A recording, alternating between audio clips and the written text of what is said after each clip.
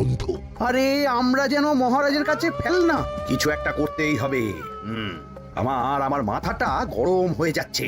গোপালের মতন রাজসভার ময়লাকে যতক্ষণ না ফেলা যাচ্ছে ততক্ষণ আমার মাথা জ্বলন্ত কয়লা হয়েই জ্বলবে। পণ্ডিত মশাইয়ের মাথায় একটা বুদ্ধি আছে মন্ত্রী মশাই।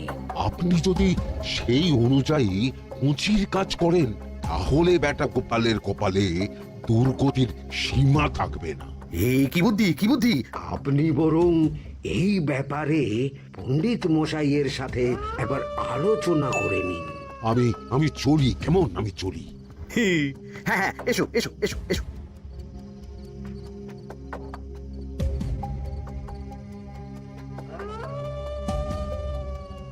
আরে ওই তো আমার বাঁ হাত ঘটা আসছে, বেটাকে দিয়ে একটা কাজ করাতে হবে। এ কি মন্ত্রী মশাই, আপনি এখানে দাঁড়িয়ে কি করছেন? এই একটা গুরুত্বপূর্ণ ব্যাপারে কথা বলছিলাম। একটা একটা কাজ করতে পারবি? কি কাজ করতে হবে বলুন মন্ত্রী মশাই। আমাকে একটু ঠান্ডা জল, পাতিলেবু আর পুদিনার পাতা দিয়ে শরবত বানিয়ে খাওয়াতে পারবি? সেসব আমার ঘরে ব্যবস্থা করাই আছে। চলুন চলুন আমার সাথে চলুন। হ্যাঁ হ্যাঁ, চল চল চল চল চল।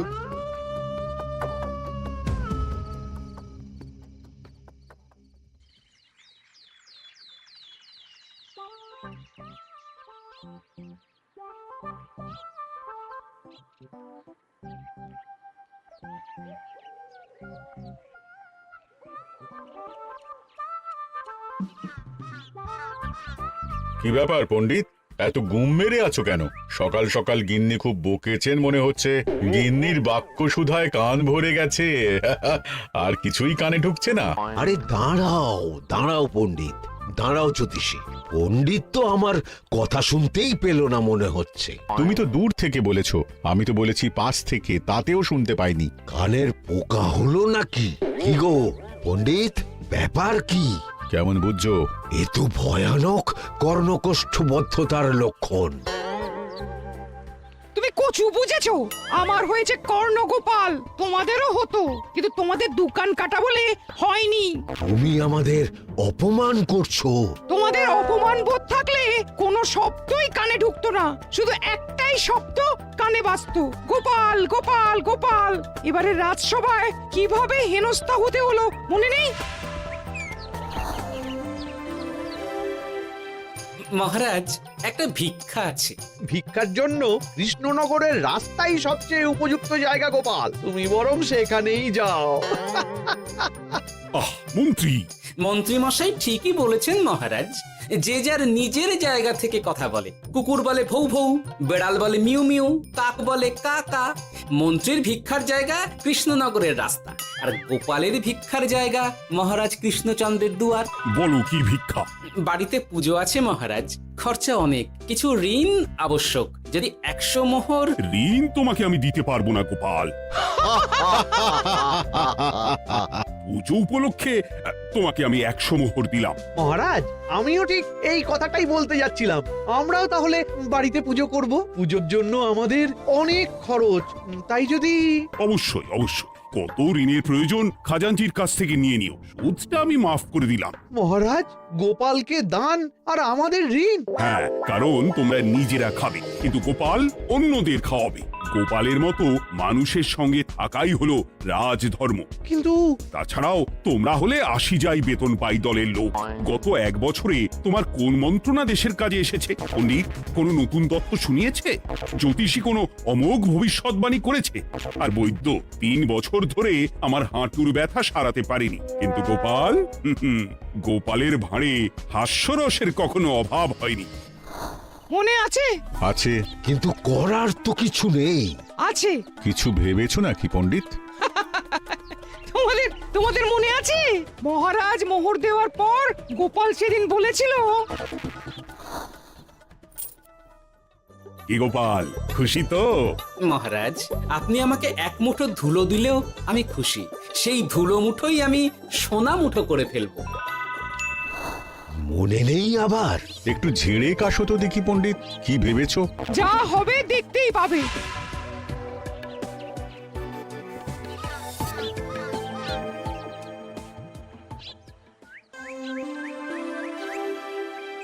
মহারাজ মহারাজের জয় হোক, মহারাজের জয় হোক।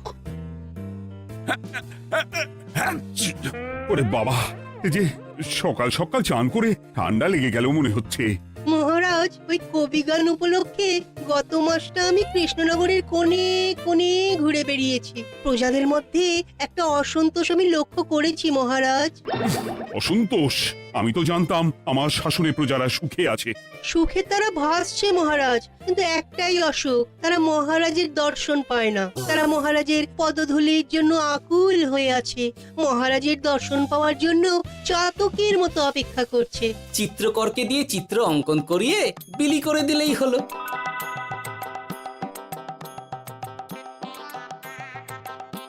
খুব ধুলো হয়েছে মহারাজ, কিন্তু এত ধুলো কালকের ঝড়ে ঢুকেছে। ঝাড়ুদার,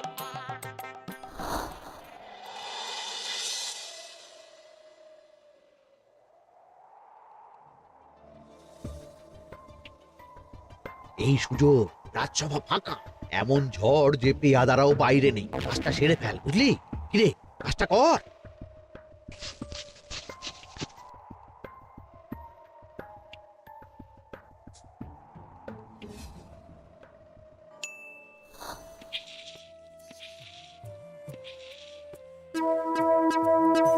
এত ধুলো! মহারাজ, কাল ঝড়টা বড় সাংঘাতিক হয়েছিল। তা বটে। আচ্ছা গোপাল, তুমি বলেছিলে মহারাজ তোমাকে এক মুঠো ধুলো দিলেও সেটা সোনা হয়ে যাবে। এখনো সেই কথাই বলছি। মন থেকে বলেছিলে না মহারাজকে তেল দেবার জন্য? তেল দেওয়ার দায়িত্বটা তো আপনি নিজের কাঁধেই নিয়ে ফেলেছেন। আমি যা বলি সত্যি বলি। আজ যদি এই 4 ঝুড়ি ধুলো মহারাজ তোমাকে উপহার দেন, তখনও একই কথা বলবে? নিশ্চয়ই। মহারাজ, গোপালকে এই 4 ঝুড়ি ধুলো দেওয়ার হুকুম হোক। কি গোপাল, আমি তোমাকে যদি এই ধুলোর ঝুড়িগুলো দিই, তা থেকে সোনা আসবে নাকি? আসবে মহারাজ, মোহরের বস্তা আসবে। যদি না আসে, আপনি বলুন। তোমাকে কৃষ্ণনগর ছেড়ে চলে যেতে হবে। রাজি? আর যদি আমি পারি, তাহলে আপনাকে এই মন্ত্রীর চাকরি ছেড়ে দিতে হবে। কি রাজি? কি মন্ত্রী রাজি? রাজি। গোপাল রাজি মহারাজ। আচ্ছা, আর কেউ মন্ত্রীর পক্ষে বাজি ধরেছেন নাকি? হ্যাঁ, আমি আমি আমি আমি ও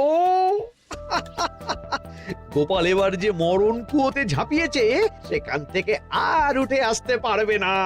ধুলো থেকে মোহরের বস্তা আসবে, এ হচ্ছে ওই গোপালের উন্মাদ রোগের শুরু।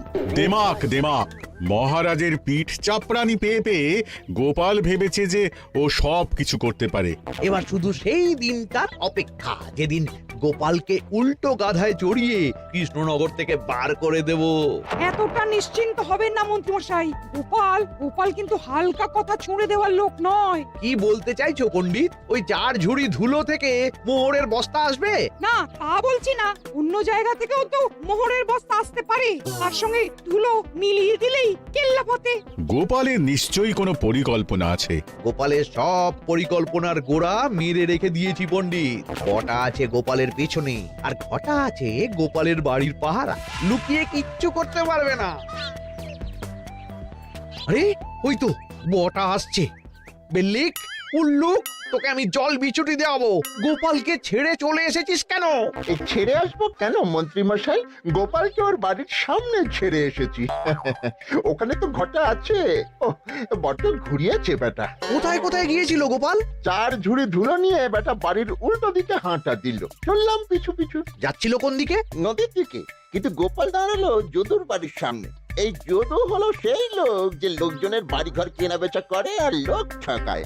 আগে রাজধানীতে থাকতো। বেটা রাজধানী থেকে এই কৃষ্ণনগরে পালিয়ে এসেছে, এখানেও লোক ঠকাচ্ছে। কিন্তু বেটা এত চালাক যে কিছুতেই ধরা যাচ্ছে না। এইরকম লোককে ধরাচ্ছে হাতে রাখা ভালো নয় কি মন্ত্রীমশাই? সে তো জানি, কিন্তু ওর ওপর মহারাজের কড়া নজর আছে। এখন ওর সঙ্গে সম্পর্ক রাখা খুব ঝুঁকি। যাই হোক, তারপর? হ্যাঁ, তারপর যদু রে। গোপাল খুড়ো, আরে তুমি এখানে কি করছো? দেখতেই তো পাচ্ছিস ধুলো, তবে যে সে ধুলো নয়, মহারাজ কৃষ্ণচন্দ্রের পদধূলি। শুনিসনি বোধহয়, এখন কৃষ্ণনগরে সবচেয়ে বেশি চাহিদা মহারাজের পদরেণু। আচ্ছা মহারাজের পদরেণু নিয়ে যাচ্ছ কোথায়? এই ছোট ছোট পুলিন্দায় ভরে কৃষ্ণনগরের প্রত্যন্ত জায়গায় যেখানে প্রজারা মহারাজের সাক্ষাৎ পায় না সেখানে বিক্রি করব। তোমার কি মাথা খারাপ? পায়ের ধুলো বিক্রি হবে? ওরে, গতবারে মাত্র 1 ঝুড়ি ধুলো 1000 মোহরে বিক্রি করেছিলাম, এবারে 4 ঝুড়ি।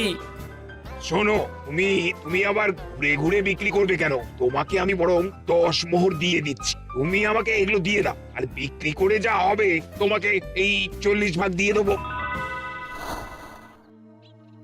ওই 10 মোহরে বদমাস দুদুকে ধুলো বেচে গোপাল বাড়ির দিকে চললো। বাড়ির সামনে অব্দি পেছনে পেছনে গিয়ে তারপরে এই আপনাদের কাছে আসছি। বলিস কি রে, ধুলো বেচে 10 মোহর? ও মন্ত্রী মশাই, গোপাল তো একেবারে নাড়ি ধরে টান মেরেছে। গেল রাজসভায় এমন সুখের চাকরিটি গেল, এবার আবার রাস্তার ধারে গিয়েই বসতে হবে। এবার নবাবের দরবারে জায়গা আছে কিনা খোঁজ করি গিয়ে। ধ্যাত্তেরি, 10 মোহর আর 1 বস্তা মোহরের মাঝখানে অনেক রাস্তা, সেই রাস্তায় আমি লোক বসিয়ে রাখবো। আরে আরে, ওই তো তোমার ঘটা আসছে। এই, তুই গোপালের ঘরের পাহারা ছেড়ে এলি কেন? গোপাল নেই নেই নেই নেই নেই নেই।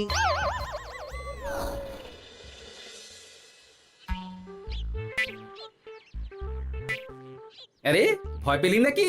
না না না না না, ভয় পাবো কেন? শোন, তোকে পেয়ে আমার খুব ভালো হলো বুঝলি। তোকে আমার একটা কাজ করতে হবে। বলো বলো। আসলে বুঝলি, আমার না গিন্নিকে নিয়ে তার বাপের বাড়ি যাওয়ার কথা ছিল, কিন্তু হঠাৎ বিশেষ কাজে আমাকে খামবাজে চলে যেতে হচ্ছে। এখন আমি গিয়ে গিন্নিকে বললে বুঝতেই পারছিস কুরুক্ষেত্র হয়ে যাবে একেবারে। তাই আমি কাউকে খুঁজছিলাম যে আমার বাইরে যাওয়ার খবরটা আমার গিন্নিকে গিয়ে দেবে। তুই পারবি বাবা ঘটা? ওরে বাবা! আরে আরে আরে, ভয় পাস না, তোকে গিয়ে মুখে কিছু বলতে হবে না। এই নে, এই চিঠিটা আমার বউকে দিবি। কৃষ্ণনগর ছেড়ে চুপি চুপি চলে যাচ্ছি, চালাকিটা দেখেছেন? ওসব চালাকি আমি তুড়ি মেরে উড়িয়ে দেব। কি করবেন? চারিদিকে আমি অশ্বারোহী গুপ্তচর পাঠাচ্ছি, গোপালকে কোনো চালাকি করতে দেব না।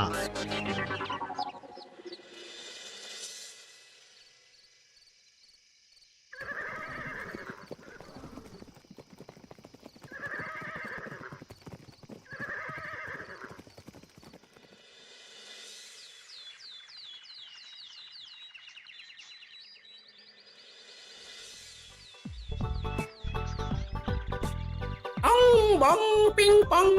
হ্যাঁ, ওরে বাপ রে, এ আবার কি বলে? মানে বুঝতে পারিলে না?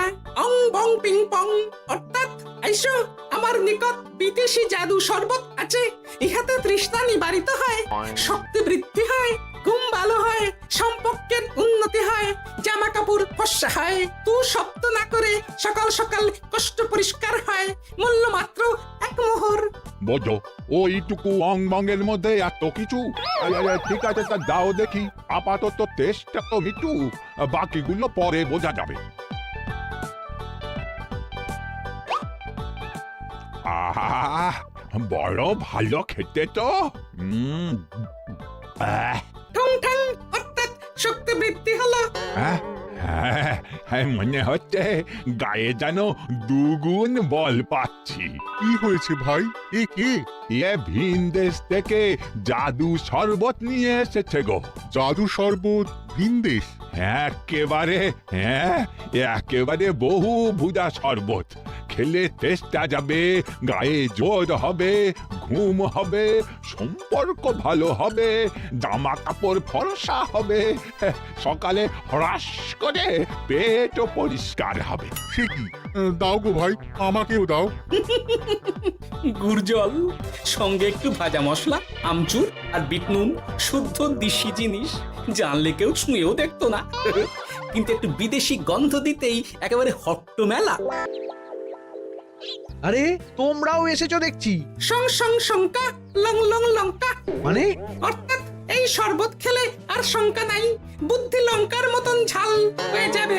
তারপর ডং ডং ডঙ্কা, টং টং টঙ্কা, ফাইন ফাইন, অর্থাৎ টাকা আসবে আমার কাছে।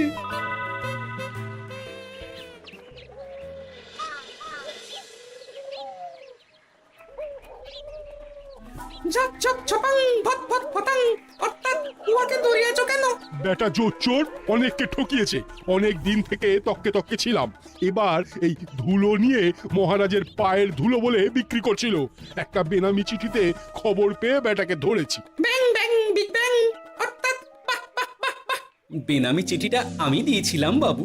বাবা যদু, তুমি সেই রাজধানী থেকে কৃষ্ণনগর অবধি মানুষকে অনেক খোল খাইয়েছো। তুমি এতদিন ঘুঘু দেখে এসেছিলে বাবা। এবার গোপাল নামক ফাঁদটা দেখলে।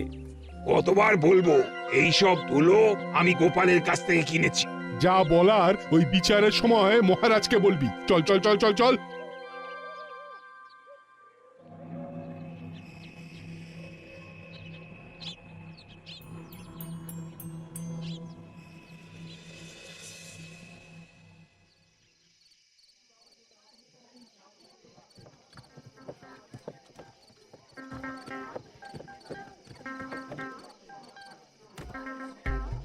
ঝন্টু মন্টু ননাঙ্কু।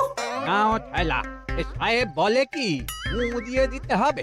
কি বলছো সাহেব? বুঝতে পারছি না, কোথায় ফু দেব?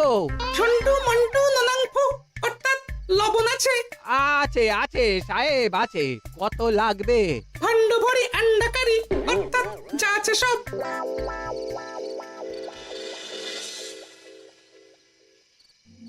ব্যাস, মোটামুটি আশেপাশে সব দোকানের নুন এখন আমার জিম্মায়। এবার আসল মজা শুরু হবে।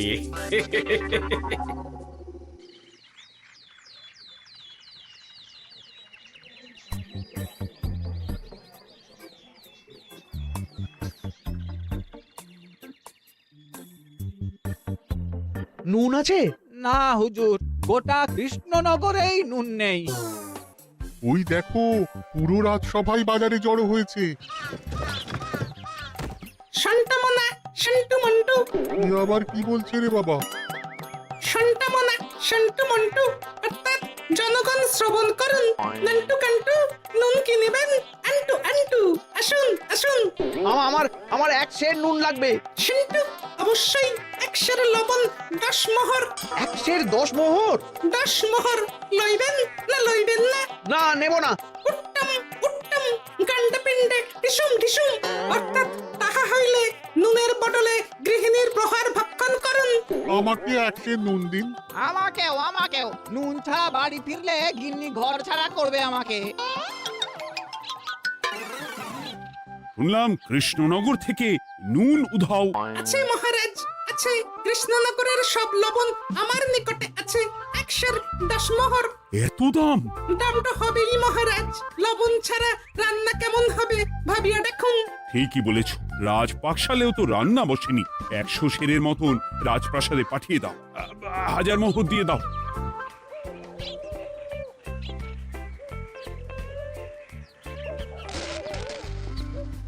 ব্যাস, 1 বস্তা মোহর হয়ে গেছে।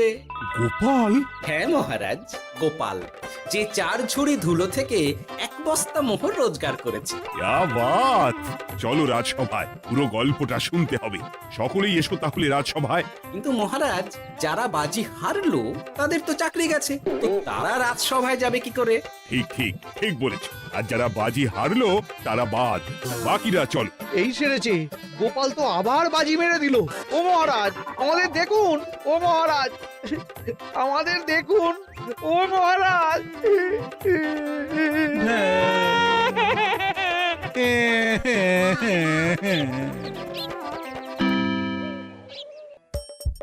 হাসির রাজা, জ্ঞানের রাজা, রসিক রাজা।